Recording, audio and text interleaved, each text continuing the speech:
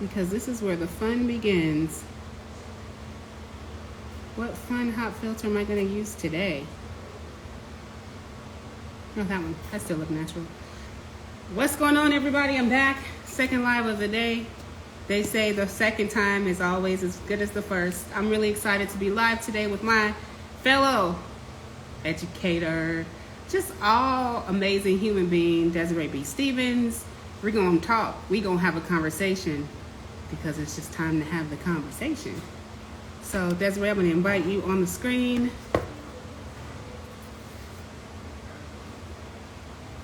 Kids. Yes, I just smelled my hands because of kids. Using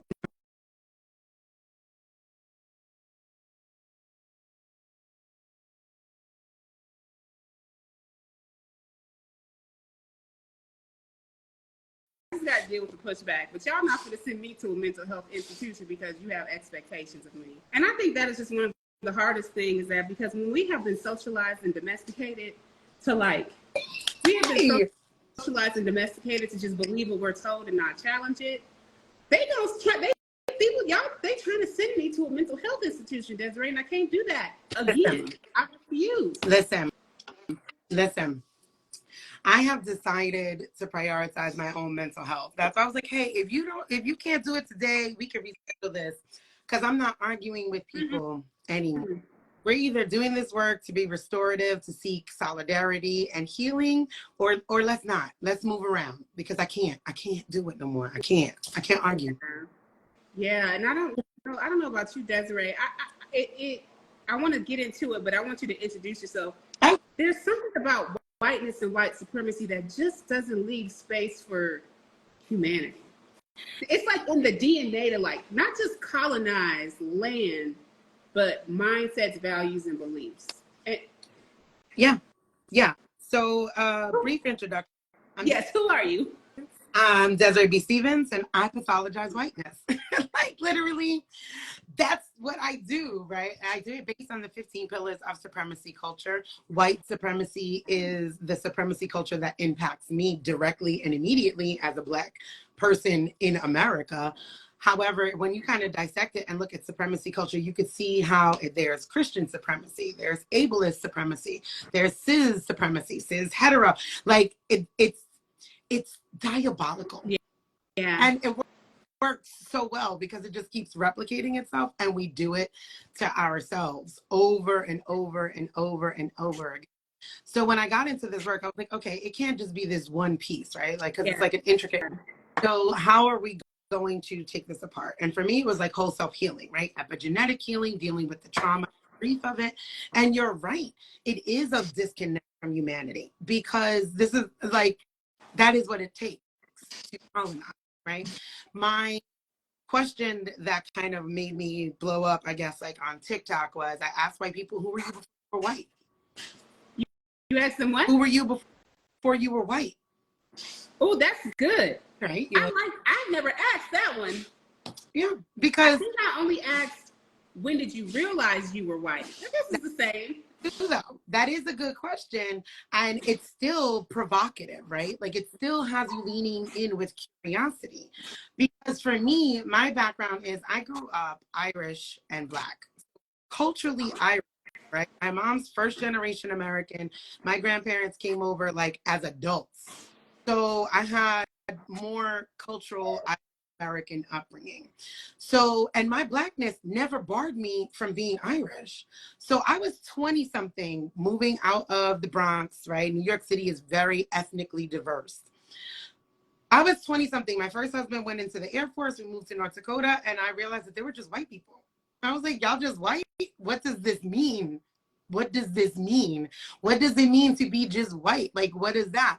So that is how I break it down, is that sociological sentence of culture, and that's language, music, food, your clothes, your cultural practices. And I'm like, what do you speak? You speak English. That is a colonized language. You don't. Yeah, I love this. Give me those 5 pieces again. So you have language, right? Mm-hmm. Music and arts, your dress, your foods kind of come along with that, and your spiritual practices. Oh. true. 80% of the world should not be practicing one religion.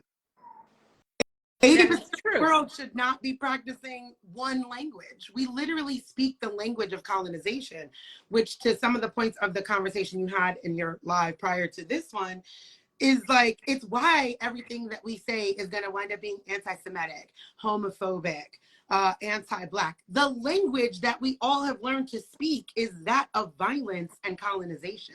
Holy shit.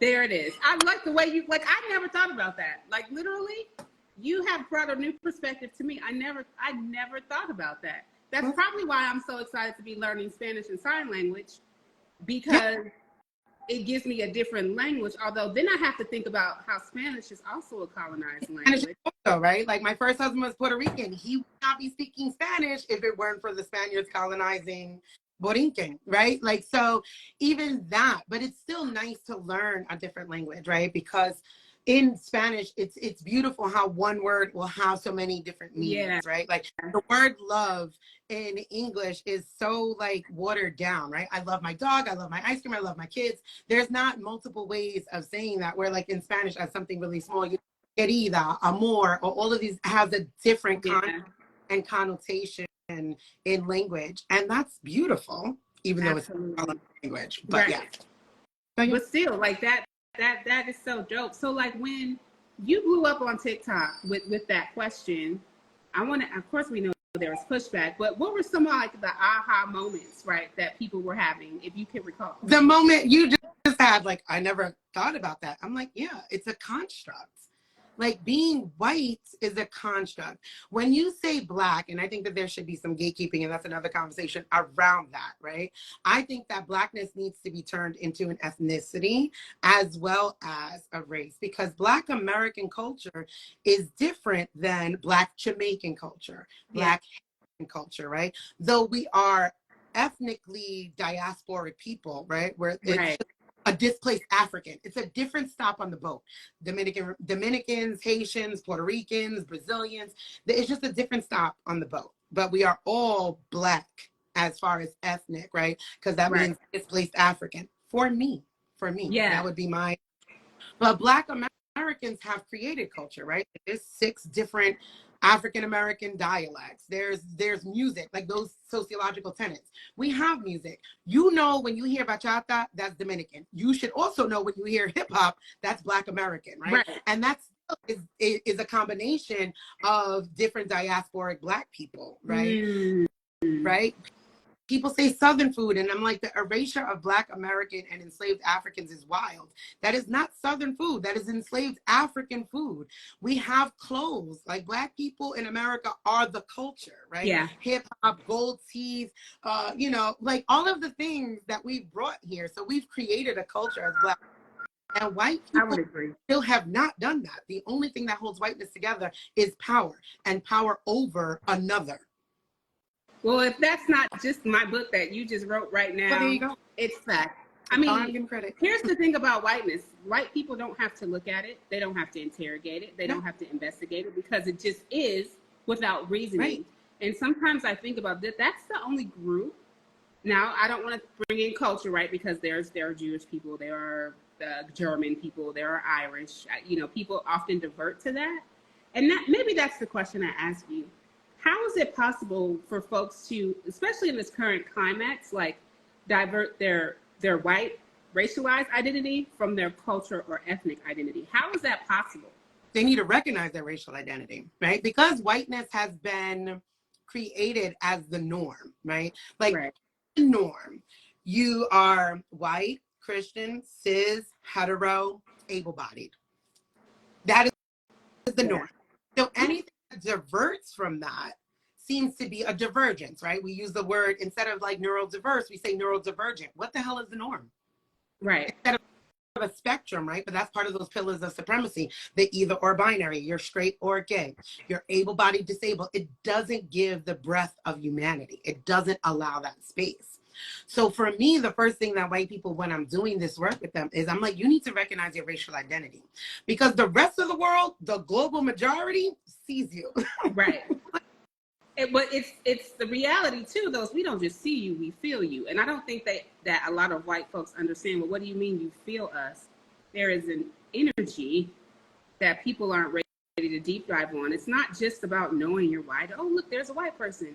There's an energy of domination that comes when you are present in a room with us. And I don't think they recognize the energy of, like you said, power over.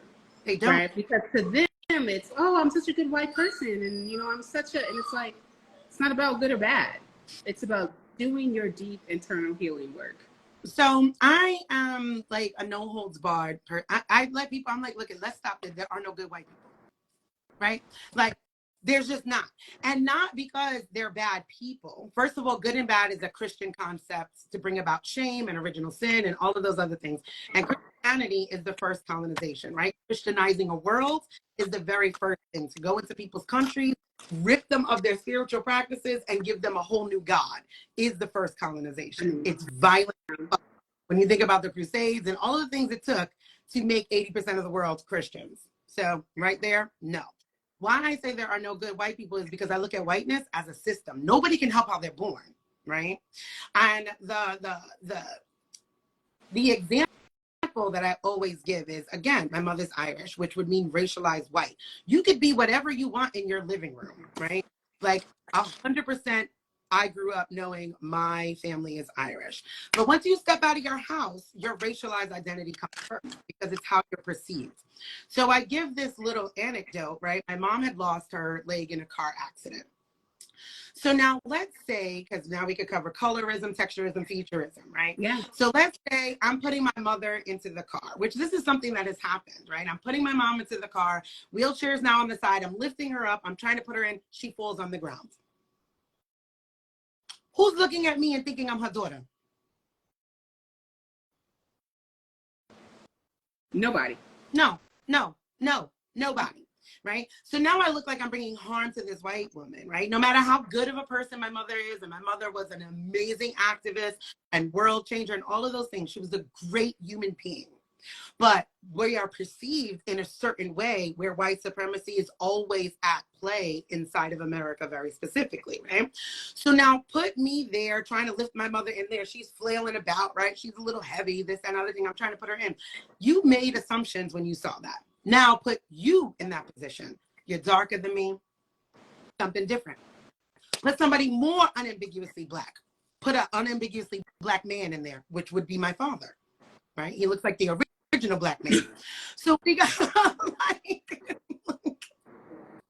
we have to be very realistic. So I let white people know there are no good white people because the system was not created for you to be a good person. The system of whiteness is a non-consensual system, first of all, because nobody asks these people if they want to be white. That's where they get that pushback.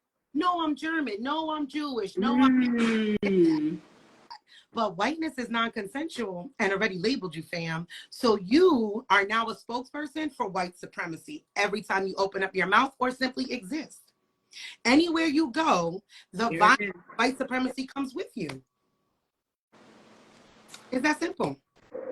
Well, you just broke that down very eloquently, and I'm sure a lot of people are like, well, what does this have to do with, here we go, I have one. Well, what does this idea of whiteness and me being consensual to whiteness have to do with the current social political climate in America? I had to ask it. Everything. What do you mean? Like, what is the question? Like, you are white. Wherever you go, you bring the violence of white supremacy. You don't like that? Do the work of dismantling it. Sit with the grief and the trauma of your own ancestors. You need to do your epigenetic work. Do you know what it took to become white? Ireland is still colonized in the north today. They're still fighting the colonization of the Brits today. They're very vocal about liberation, even in the UN, because they understand what it is, where white people are separated from that. I'm angry today about Ireland being colonized, today. Ireland is just getting its numbers back from the forced famine because there's no way to fucking have a famine in an evergreen country, right? That was forced. That was the Brits using Ireland as its bread bowl to feed their troops to continue colonizing in India. Like, you have to really dismantle the work and much more importantly, get in touch with who you were before you were white, right? Because the idea of you can't save me, you can't save yourself. You haven't saved yourself from thousands of years of colonization. You're going to save my black ass? Stop. Well, I mean, that's the narrative, though, that they've been shown their whole life, is that they're here to rescue and save. And that's actually used through Christianity, right? Number one. Along with every other relationship that a lot of folks think they're in are actually saviorist relationships, especially if it's white folks. I don't care how much dismantling work you've done, you will always be having to ask yourself, am I fixing or rescuing, or do I really hold this person's humanity? Right. And I really have a deep care for them. And in your work, have you seen white folks be able to move beyond saviorism when they start going deeper? Yes. And I love it, right? Like, I'm good if I'm speaking to 10 people, right? I have the online healing community. We have unpacking groups. We have various people in there holding different spaces, because it has to be attacked from all those angles. And I don't want them focusing. People have said I'm an anti-racist educator. I didn't say that. Girl, listen. I was like, I didn't say that either. I'm like, where'd y'all get that label from? You just, because whiteness is non-consensual, so they think they could do that everywhere. I'm like, I didn't say that. I am anti-oppression and pro-liberation wherever I see it, right? So for me, I make them focus on themselves. I'm like, stop worrying about black. Stop it. Yeah. Stop. Because you jump from one thing to another, whatever feels good, right? In the moment. Stop supporting when you don't feel good anymore, because it needs to feel good in your body. And like you've been talking about, it's uncomfortable, right? But that's that right to comfort. I should be able to be comfortable. You're going to be uncomfortable. You're going to say wrong things. You have to release that. You need to come to this work with radical self-forgiveness, right? Yeah. A deep understanding. And you have to put yourself first, because I will never, ever, ever believe that white people give a damn about black people as long as they still call white people white trash. Oh, tell me more about that. I won't do it. I can't. Because if you could bypass your own people, right? Because like this idea, like, oh, white people need to be rescued. And there are poor ass white people in rural Georgia living on dirt floors, dealing with a freaking addiction in a food desert with zero access to healthcare. And you don't give a fuck about them. You can't possibly care about anybody else. You haven't created community within your own space, within your own sphere, within your own. That's the thing. They don't know how to create community. They know how to co-opt. They know how to take from indigenous practices. But if all they know is power over and domination, they can't create community. We just had a workshop about that a few weeks ago, where people are like, well, what do you mean? White women, you had no rights until 1970. Can we just be real? You were covered under your husband. White women were covered under a man, which means that, guess what? The way that man treated you was the way you treated your slaves. Correct. White women in 2023 are still the property of white men. It's wild how they are the face of feminism. And I'm like, we've been free like 60 years, fam, and dusting y'all. This is insanity. Yeah. Stop talking. Yeah, it's really unfortunate, because then when you say the thing, it goes straight into, oh my God, you're horrible. You're doing this to me. It's like, no one's doing anything to you. So most of us are out here just telling the truth, and you want it to land softly. Well, and world full of lies, the truth hurts. And I think that so connects to what's happening in the world today, is that after I did my live, I got a couple of messages. Oh my God, I can't believe you went live with this person. And I'm just curious, in your experience, Desiree, as a facilitator, an educator, therapy, just all the work you do, isn't it important for us to hear different perspectives? Like, did you grow up learning that? Yes, because I grew up Irish. Because I had a culture. So in cultured spaces, conversations, politics, religion, different views are often heard, right? We could do this around the table, get up. But when you're inside of a system of whiteness, everything is comfortable. Everything, right? Now you're talking, that's the right to comfort. Let's talk about paternalism. That means that aids and abets patriarchy, right? So then this man is making decisions for you guys as a family, right? That umbrella, that covering. So no, we're not going to talk about things that are uncomfortable or truthful or make you feel some type of way. And I'm like, that's actually, then that leads into your fear of open conflict. And to be a different point of view from someone is going to constantly keep you sheltered, but not safely. Like, I want white people, do you feel safe around other white people? Like, yeah, it's not a safe situation. Like, inside of whiteness as a system, it is violence. That's it. If you deflect, if you have a differing view, right? Like, we can go through a very brief history of America, right? White women that stood up for rights for Black people were race traitors, nigger lovers. They were raped, beaten, and abused by their own men. Yep. The men that's supposed to protect them are the ones that will harm them as soon as they deviate from what they say to do. And I think that's the real fear why people are so comfortable in the social justice industrial complex to call each other out, because you're afraid of what happens if you deviate. And I agree. Folks this all the time, Desiree, if you're getting in this work, what are you willing to lose? Nothing. And they need to recognize it's about what you're going to gain. We'll have to get smaller. We'll have to break down. We'll have to really truthfully learn community. And in whiteness, there's no such thing, right? It's a mean girl culture. Christian, somebody said, Christian hegemony. I can't say the word, but you know what I'm saying. Like, it's all of that, right? Like, because even inside of your Christianity, you have these various sects. Right? You have Catholicism, you have, evangelism, you have all of these, you have the Mormons, you have all of these different sects. There's over 40,000 variations of Christianity. That right there should let you know that there's a calling out for something more. Yeah. Because why do you need 40,000 different versions of the same thing? It's because what your body is screaming for, your cellular memory, is your indigenous cultural practice. Yeah. To do it your way. Right. And then, like, what whiteness does not realize is, like, that pushing out of community when it's not homogenous, because it demands for things to be homogenous, is their own PTSD from colonization, right? Like, sitting down, like, well, I'll be excommunicated from the church. I'm 44 and I remember conversations of being excommunicated from the church. This is not ancient history. It's right now.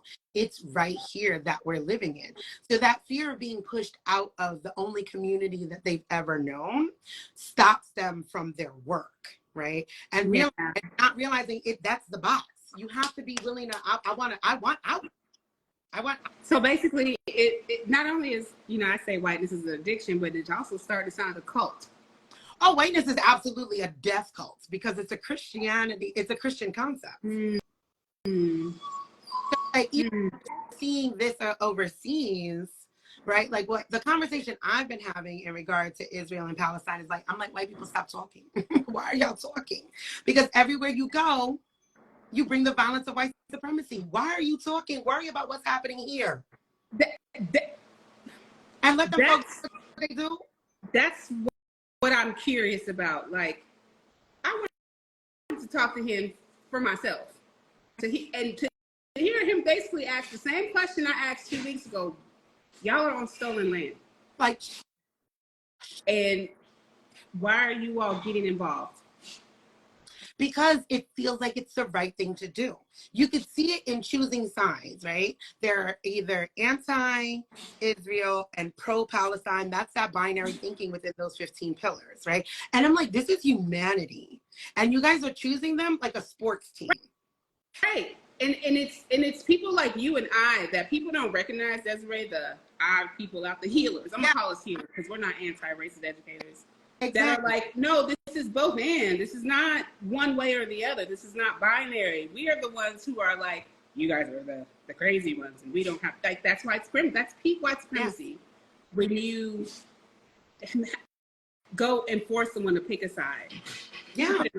It's absolutely wild. On top of that is that whiteness has been so shut out from worldview and from conversation and consistently centering white for thousands of years now, you don't have the full breadth of it, right? Like a lot of the conversation, I was like, can we talk about, like, if you want to talk about something, let's talk about why America is backing this, because really it's only about Christian Zionism. They don't give a damn about Jewish people. We know that America hates Jewish people. Like, we've seen that because we actually were the catalyst to the Holocaust. But okay. Like, wow. So, like, that was a truth that I know a lot of people weren't ready to hear today. Like, I mean, America hates Jewish people. This is not new. So why are we not curious as to why they're in here? Oh, let's talk about Christian Zionism. Because if we get all the Jews home, here comes the second coming of Christ. Because they believe that they are the new chosen people, because the chosen people that are Jewish went out with the Old Testament, and the new covenant is with the Christians. And I'm like, y'all are having really wrong ass conversations. I'm concerned about leveraging whiteness in a space like this that's actually going to bring more harm to the greater Jewish people and Palestinian people. And you can't have that whole ass conversation. So why are you talking? Instead of repeating people's talking points, pause, get curious, and listen to people. That's it. So now, here it comes though.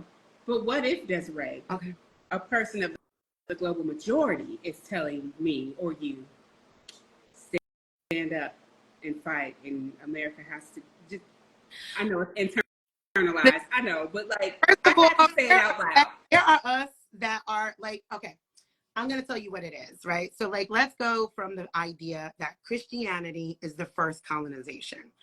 Black conservative Christians and right-wing white conservative Christians, the only thing that separates them is skin color. They have the same family values, the same Christian values. They uphold the same purity culture. They are exactly the same. Have you listened to Black conservatives? I mean, I grew up in it. So right. There's that. That was a trick question. There we go. Boom. Then you already know. You know better than me. They are the same. It is the same, right? It's about what you've been indoctrinated with. Mm-hmm. So that is something that we need to break out of too. Also, it's weird for me for Black people to have any kind of like American nationalism ingrained in them. I'm like, what? But okay. This is a really good question. Hold on, Desiree. So Melina asks, so Jews don't know what's good for Jews. I don't think we're talking about that. Melina, we didn't say that. We're talking about white people. We didn't say anything about Jewish people. If I was talking about white Jewish people, I would have said white Jewish people. I always preface the white. So yeah. So I'm curious where this sense of defensiveness is coming from, because no one said anything about Jews don't know what's good for Jews. I mean, I'm not Jewish and I can't speak to this, Melina, but what I also know, finish reading the rest of my post. Okay. Jews who want a homeland are wrong. Is it only Christian Zionists that know what's good for Jews? Listen, I don't know where that came from. I don't know how you interpreted that. His profile picture is, see, what happens is when people have the ability to leverage whiteness in their life, like those things creep in. Obviously, Jewish people know what's good for Jewish people. I'm talking about white non-Jewish people over speaking people. Also, there's differing views within Judaism and Jewish people that are going. There's a spectrum. Yeah. There's people. I have friends that are holistically Zionist. Like, yes, use the full weight of the military and do what you need to do. Hey, okay. Yeah. What am I say about that? No, thank you for that. I didn't, Melina, I didn't understand where that question came from. So I'm going to ask Melina again, if you're still here on the live, can you maybe make another comment and say, I'm going to turn these comments off. You can leave them on. Oh no, I'm going to leave them on. Y'all are hecka rude. See, this is what I'm talking about. We got to have the oppression Olympics in the comment section. No, I'm really curious, Desiree. I'm really curious how you made a statement and it was assumed, the assumption was we were speaking about something that we know nothing about. And also, I don't really speak on things I don't know anything about. So there's that. But I'm just curious, Desiree, like, well, That anti-global, because there's a whole ass assumption. Melina just made an assumption. How you know I'm not Jewish? Tell me, Melina, what about me says I'm not Jewish and not knowing what I'm talking about? Tell me. You got 3 seconds. This is why it's so important, you all, that we slow down and we listen, not to like project our like thoughts and beliefs, but to slow down and really hear what's being said. So again, what if you are Jewish, Desiree? We wouldn't know because you didn't even speak that. You know what I'm saying? And I think that's what's happening on social media right now is that we're all just reacting. We're reading things and hearing things and we react. And so I'm starting to think, Melania, that you are looking for someone to go back and forth with. And I'm not. And to pick a fight with. And we're not going to do that. But what I do want to invite you to do is you can join the Co-Conspirators Lounge for about $11 a month, or you can come up to a higher level. Desiree also has a community. There are members in my community that will specifically hold space for the nuance of your conversation because they invest in the healing of mindsets. And so, Melania, I want to invite you to come and have a deeper dialogue, invest in yourself, invest in your learning. And so, I don't know. I don't have any more emotional capacity for Melina. You probably don't either. So Melina, I'm going to invite you. If you want to go deeper, you can join our communities and reach out to members in the communities. My community has a weekly conversation on Israel, Hamas, and Palestine every Wednesday at 4 p.m. Pacific Standard Time. Because I can no longer give you free emotional labor on this conversation because you are not listening to understand. You're listening for us to justify and bait us into an argument that we're not even here to have. So thanks for being here, Melania. Well, I appreciate that. I'm going to answer this last thing so I could clarify what I'm saying. Melina says, I'm speaking to your comment that the reason USA supports Israel is because Christian Zionists say so. So here's my position on it and why I say that. America is a Christian nation. Born from an English monarchy, born from a Roman conquest through Catholicism. Catholicism is also an ethno-religion in which I grew up in, right? There are ecumenical documents. There are all sorts of things that will explain to you Christian Zionism. Again, America is a Christian nation. Its only concern with getting Jewish people land is to get you guys home so they could bring about the second coming of their Christ. If that is not concerning to you, or if for some reason you think that America all of a sudden loves Jewish people, that whiteness that you're able to leverage in a white supremacy society got you gassed up. Pun intended. I'm done. Thanks, Desiree. Melania, thank you for bringing your perspective into the conversation. It's your perspective. It's your truth. I'm not going to argue with you. And also, Melina, Carly, Dr. Carly, I only do that sometimes, Carly. Dr. Carly Rosenberg, Dr. Carly Goldberg, who's a member of our communities, would love to go deeper with you.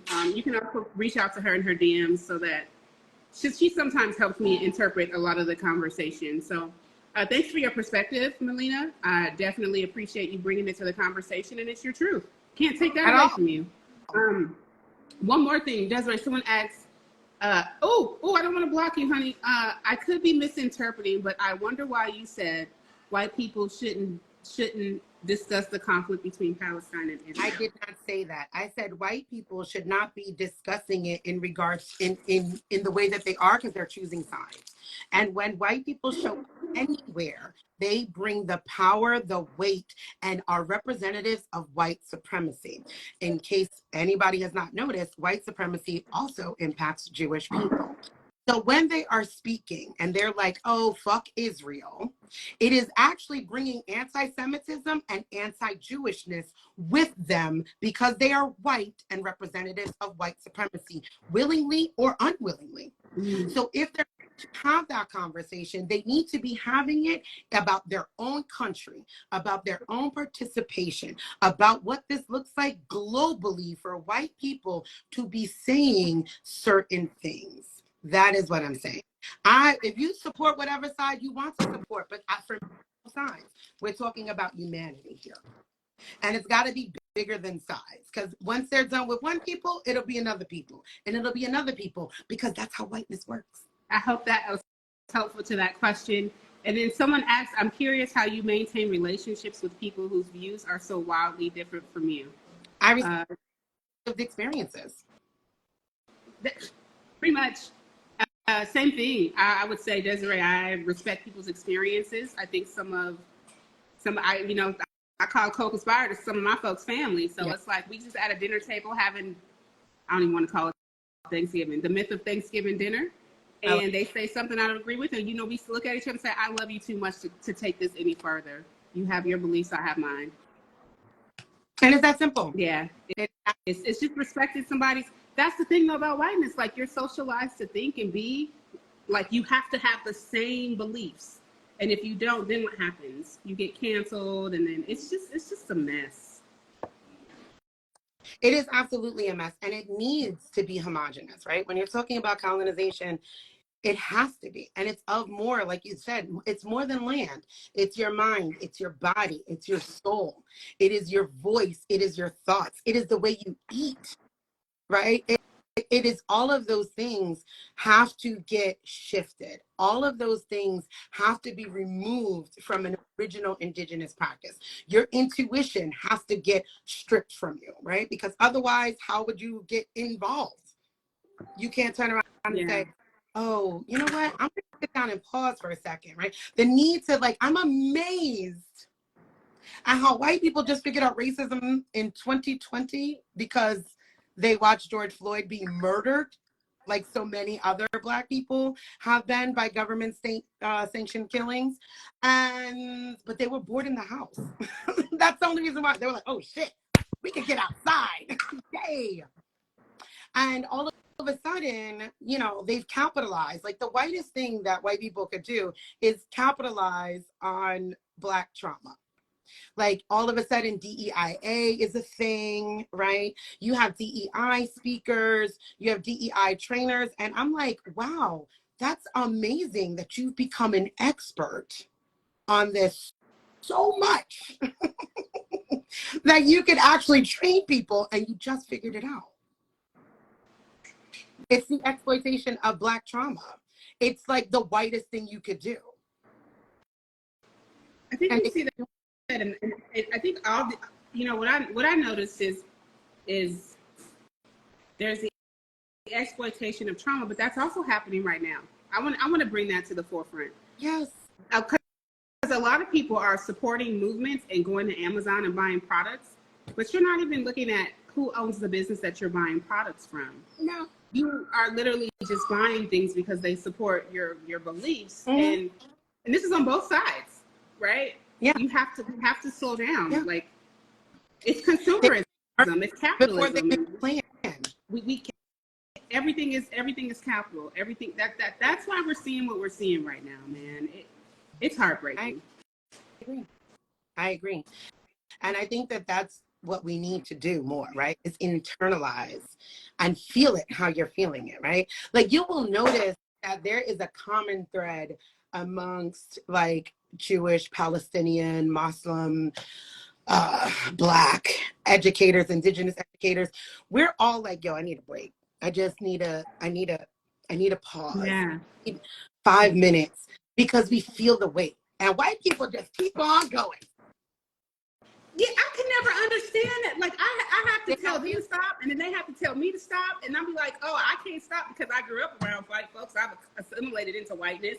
And so that keep going and go, burn yourself out. And I can't do that. Because they're not embodying the pain. They're not feeling the depth, right? This is trauma.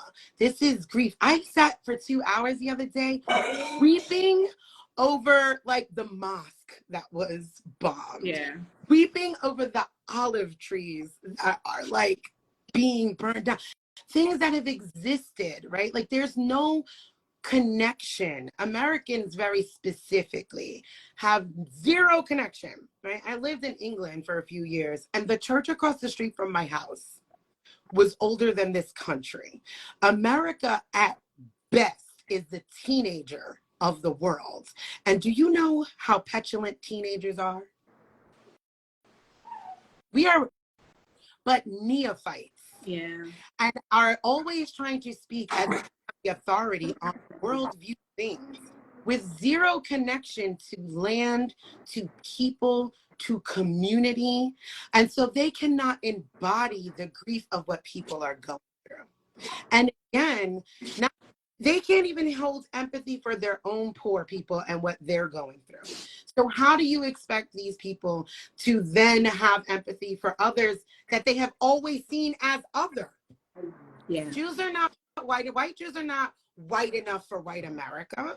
So they've also seen them as others, Black people as others, Muslims as others. So if you can have your own self and your own people, you cannot embody the true weight of the grief and trauma of everything that's going on until you do the internal work and see yourself as a victim of colonization and figuring out who you were before you were white. That is the beginning steps. Yeah, absolutely. That's the work. That's the deep work. There's so many comments and questions. This is really so fascinating. But someone asked, do we think it's fair that our hardworking tax dollars are going to Israel to bomb children rather than rebuilding America? I don't want to rebuild America. I want you to give them folks their land back, give us some reparations, and let's all go home. As far as tax dollars are going to Israel to bomb children rather than rebuilding America, I don't know about you. I can't worry about what America's doing with the money, because I could then just pull extra money out of a paycheck and go do something in my local community, because I know that America doesn't care about any of us, and it doesn't care about our communities. And so because I know that they will take our tax dollars and our income tax return, they will do it to keep fueling militarism. So I can't focus and be upset that that's what they're doing, because that's peak white supremacy. So rather than me being mad that they're doing that with my tax dollars, there's some grief around it, but I ain't got time to focus on it when I know my next door neighbor doesn't have a hot meal and all I need to do is cook an extra meal and drop it off, instead of focusing on the money that's being spent in the war. They don't care. They've been doing it. They were doing it during the Vietnam War. They've done it through every major war. America as a country has not been at war since its inception. So if we know this is where I get a little perturbed.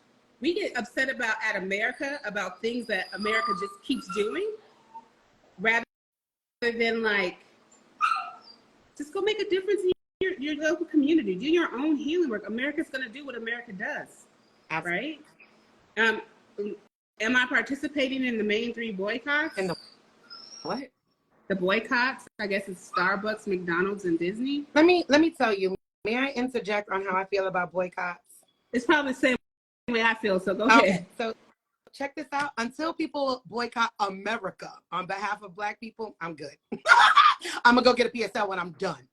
No, that's absurd. You guys want to do the most performative stuff. The most performative. Whiteness in and of itself is a performance, period. There is whiteness is a pyramid scheme, right? Again, let's start. Cis, Christian, hetero, able-bodied, and an Aryan view of beauty, right? That's not a European view. My mother's European. She don't look like that. That blonde hair, blue eyes, narrow features is an Aryan view of beauty. Once you start deviating from any of those things, so you perform it. You bleach your hair blonde. You get as thin as you possibly can be. You get your tits done. You do all the things to perform wealth, to try to pretend to be the monarchy, I'm not performing. I'm going to get a PSL and I'm going to carry on, because nobody has boycotted America, but everybody want to change their profile pics, tell me that they're allies, which I don't believe in, tell me that they're pro whatever. You're lying. I don't believe you. You need more. Kiara, you asked, is performance just a white thing? Absolutely not. What? Absolutely not. Those of us who have assimilated into whiteness and ascribe to the ideology of whiteness, I can only speak for me as Black and an Indigenous. Now, we'll choose whiteness over our own ethnicity over and over again. We also perform for the white gays. I performed in 2020. I tell y'all that all the time. You should read my book. Feel your way forward. I performed hella hard. Sure did. Yeah. And then I had to write a whole book to figure out what the hell am I doing? No. I don't do this for that. No. I don't want blue checks and paychecks. No, it's a whole performance. And we all get caught up in it. That's what I'm saying. Like, if you pathologize whiteness as a system, right? And again, recognizing that it's non-consensual. I'm not every single white person is that. What I'm saying is, because it's a non-consensual system, every single white person upholds it by existing. We are watching whiteness expand constantly. We're currently watching it in real time. And it's only because whiteness is a construct that was created as a fucking sociological experiment in and of itself, right? Like, ooh, how do we separate these people? Okay, we're going to do white. And it's a political, socioeconomical stance. It tells you who can vote, who can make money. So in order to do that in a supposedly democratic republic, you would need a whole majority. So it starts expanding. Jewish people were not always white. Italians were not always white. Armenians were not always white. Irish were not always white. Do you see what I'm saying? You guys are the global majority, but in actuality, you're the mean minority, and you're still the minority here in America if it wasn't a construct that would continue to expand. It is a ceaseless vortex of nothingness that will consume if you do not do the work of dismantling. In another 20 years, I will be white. Well, there's that. Somebody made an observation that white folks are here in the comment getting defensive and making excuses. Well, in my lived experience, if it's not palatable or comfortable, that's usually what happens. Also, it's epigenetics for specifically white women to be offended when a black woman speaks their truth because it's taken personal. Because a lot of white women connect direct communication with the abuse of their patriarchs. White men, because the way powerful white men have treated white women is the way that white women treat people of the global majority, which is why the only way white women could have a sense of freedom from white men was to own enslaved Africans and indigenous folk. And so because white folks are here getting defensive, there's no reason for me to get mad and upset because I know it's in the DNA. And it's okay. I'm not here to be anyone's dictator.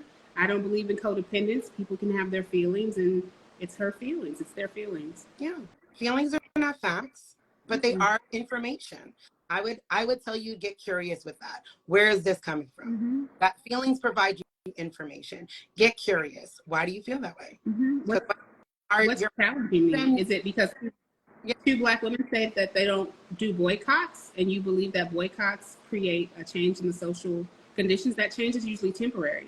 So here's a great example. We can all boycott for the next 90 days. And guess what these companies are going to do?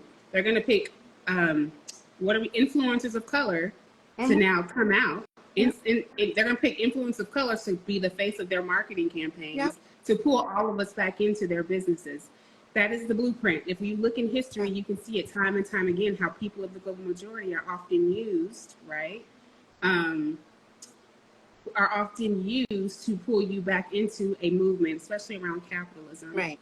And a boycott or a strike that has an end date. What? If a boycott has an end date, that's COINTELPRO, but you can Google that. Like, no. So, I do want to just say, Desiree, how can we support your work moving forward? All the links are in my bio. I really am looking forward. I'm relaunching some things. I also have a membership, a community membership, and I have equity models, $0 because I really want to be accessible. $8 for my Substack subscription. Please, that is my main thing right now, is subscribe to the Substack because I can kind of put all of the thoughts succinctly in one place. That is the main thing. And that gets you access into the community where we have various healers, educators, just doing the work. And it's actual community where people are like showing up for themselves, because you can't show up for anyone else until you show up for yourself at all. It's impossible. So that would be what I would ask. And my website is my name, Desiree B Stephens with a PH. Thank you. All right, friends. Thank you for being a part of the conversation. If you're a member of MySpace, the Co-Conspirators Lounge, I want to inspire you to practice your nonviolent communication skills And reach out to Melina. She seems to think that she needs to take up space. And so I'm going to invite you all to do our weekly practice of NVC so that Melina can get curious about her biases and her need to be seen in the conversation. There's a lot happening in the world, and so I totally understand the points that you want to be seen and heard, and you want to be validated, and you want to say and speak your truth. We fully appreciate you wanting to speak your truth. But there comes a point when you're showing up and it's demanding that we take in your truth and that we process it on the live, and we just can't do that. So I see a couple members of our communities that can come and check in with you and really see, like, what is it that you need to hear? What is it that you need to feel held? Because at this point of the conversation, we can't hold you at this point. So you're welcome to join our communities. You're welcome to sign up for Desiree's Substack. We'll get all the links here shortly. And thank you for your time today, Desiree. Thank you, Maisha. I appreciate you. Big time. You're welcome. I appreciate you too. Bye. Bye.